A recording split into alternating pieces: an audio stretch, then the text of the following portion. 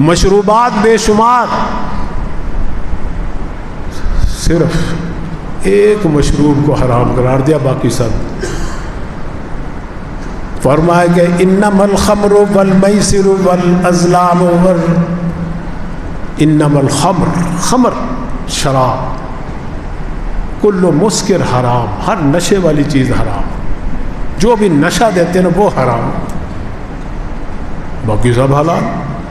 یا وہ چیز حرام ہوگی جس سے آپ کی جان کو ہلاکت، جو ہلاکت کا باعث بنے، زہر، جو چیز بھی انسان کی جان کے ہلاکت کا ذریعہ بنے وہ حرام، یا نشے والی چیز حرام، باقی سب حلال۔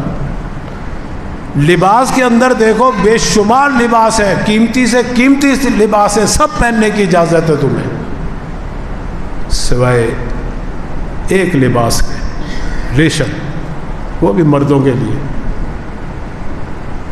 یا وہ لباس جس کو پہن کر آپ تکبر میں آ جائیں، کیونکہ تکبر جو ہے نا، کبریائی کا لباس یہ اللہ کا ہے، اللہ کی چادر ہے۔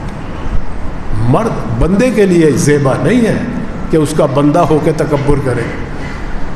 ایسا لباس پہننا جس سے بڑائی آتی ہو، خود نمائی آتی ہو، ریاکاری آتی ہو، تکبر آتا ہو، وہ منع ہے۔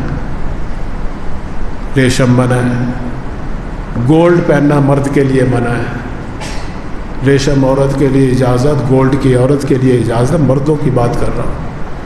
باقی سارا لباس جتنا بھی قیمتی ہے، اگر تکبر نہیں آتا پہننے کی اجازت ہے تو کہاں ہم مشکل ہے دین کے اوپر عمل کرنا۔ کوئی تم مسئلہ لے لو، دین پر عمل کرنا سراسر آسان ہے، یہ مشکل جو بنایا ہم نے خود بنایا ہے۔ شادی کو کتنا مشکل بنایا، شریعت تو کہتی ہے ایک مجلس کے اندر بیٹھ جاؤ، ایجاب و قبول کر لو، 2 گواہوں کے سامنے، نکاح ہو گئے، مہر مقرر کر لو، بس۔ مہر اگر بھول بھی گئے نا پھر بھی نکاح ہو جاتا ہے، گواہ 2 ہونا ضروری ہے، ایجاب و قبول ہو جائے۔ اگر وہ خود لڑکا لڑکی موجود نہیں ہے مجلس میں، ان کے وکیل آ جائے، دونوں کے آ جائے، کسی ایک کا وکیل آ جائے، ایجاب و قبول کر لو، 2 گواہوں کے سامنے، نکاح ہو گیا۔ یہ سارا جو ہم نے کرتے ہیں، پلان بناتے ہیں، یہ ہم نے بنایا ہے، شریعت میں نہیں ہے۔